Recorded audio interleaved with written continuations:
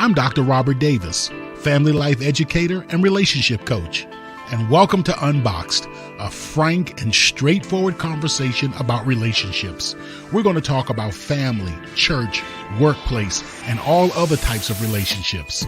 Join me for the next few moments as we unbox the power and potential of relationships and help you to live your best life.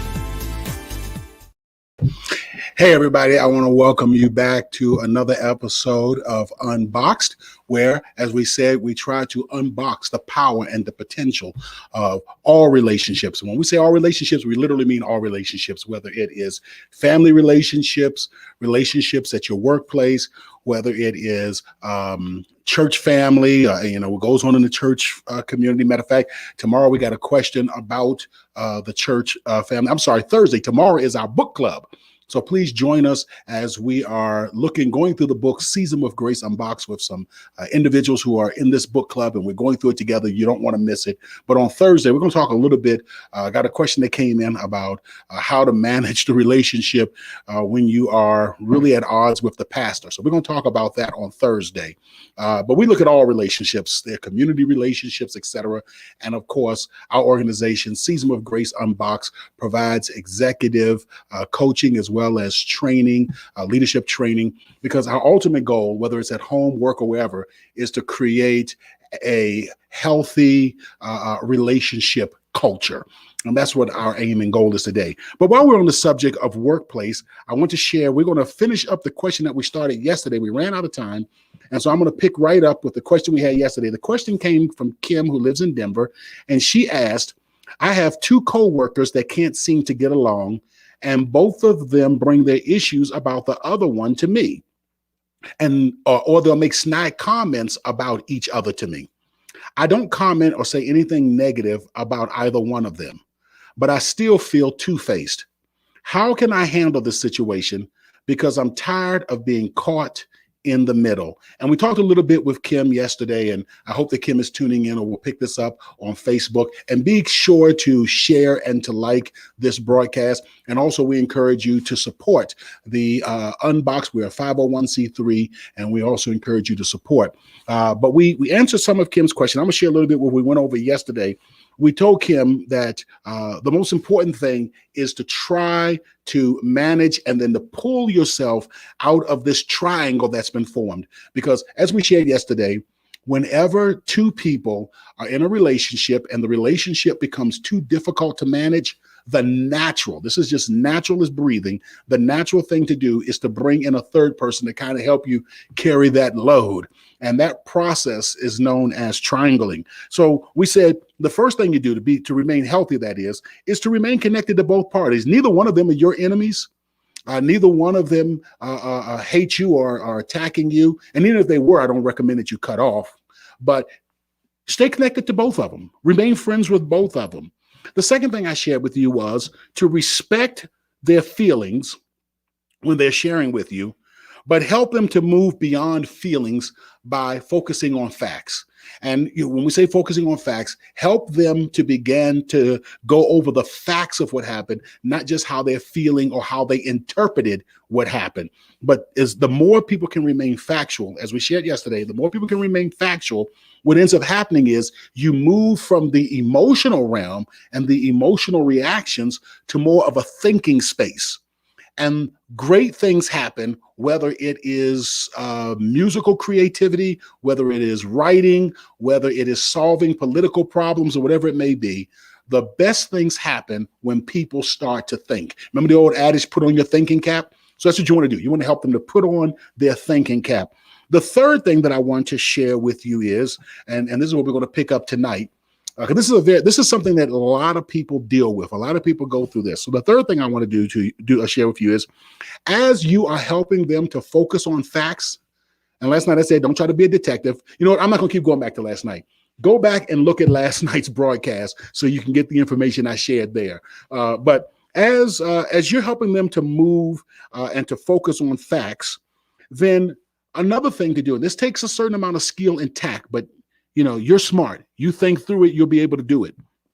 And that is help them to identify what things they may have done or may be doing to contribute to the problems in that relationship. Because even though they can't stand each other, they may not be speaking to each other, may not even enter the same room, by virtue of acknowledging the existence of the other person to the point that you are avoiding them, or to the point that they are able to anger or upset you, that in and of itself means that they're in a relationship. So whether they say, I can't stand her, I'm not in a relationship, I can't stand him, or whatever it may be, y'all in a relationship. It is what it is. It's a toxic relationship, unhealthy and counterproductive. Nevertheless, it is still a relationship that the two of you are in. So you want to help your friends individually to focus, to identify rather, on what they may be doing to contribute to the problems in the relationship. What part are you playing? What did you do? What did you do that was not helpful? Helping them identify, and this is just goes in the conversation, and it will come to you naturally as you just have a conversation. And as you think, as you become calmer, your mind will start to process to help, and will be able to help them as they're processing it, to be able to say, what did you do that you think made this situation escalate? What if I was talking to them, how do you think that they would see how you're handling things, or how would they view you, et cetera, and begin to help them to think about the role and the part that they're playing. Because often the more emotional we become about things, the more blinders we have on us so that we can't see. This even happens with police officers and people in military.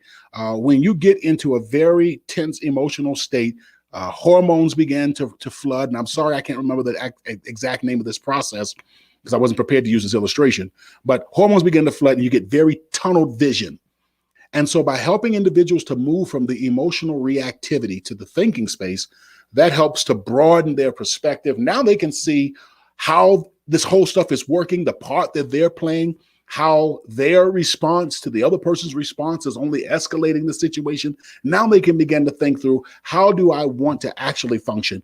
And if you're going to remain in a relationship with them, which you should, then and you're going to listen to them and engage with them, then you also have to help them to think through and to look at the big picture and to identify what they're doing to contribute to the problem. And here's the fourth thing. I had a friend of mine who wrote in, Tony is his name. He is a hospital chaplain, and what I refer to, and you can always tease your friends, but I refer to him as a dime store therapist.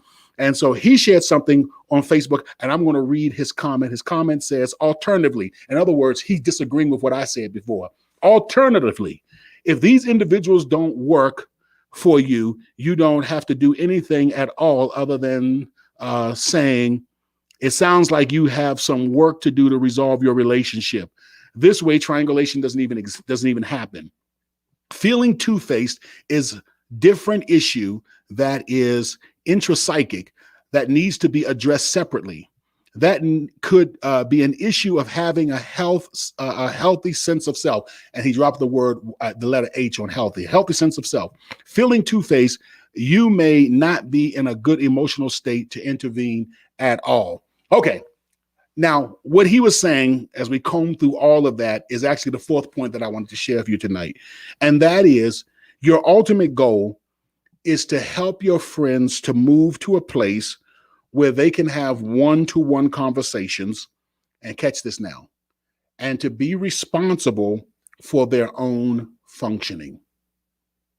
You want to help them to move to a space where they can have one-to-one conversations and be responsible for their own functioning. That's where you ultimately are trying to end up. And so at some point, and again, as you're in relationship with them, you don't want to escalate it, but at some point you want to do a healthy handoff, which is to say, you know what? I have worked with you. Of course, you don't want to use this, but this is what you're thinking. I've worked with you.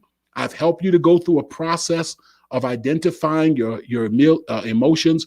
I've gone through a process of helping you to think about the bigger picture. I've also helped you to see the role that you're playing in this whole thing.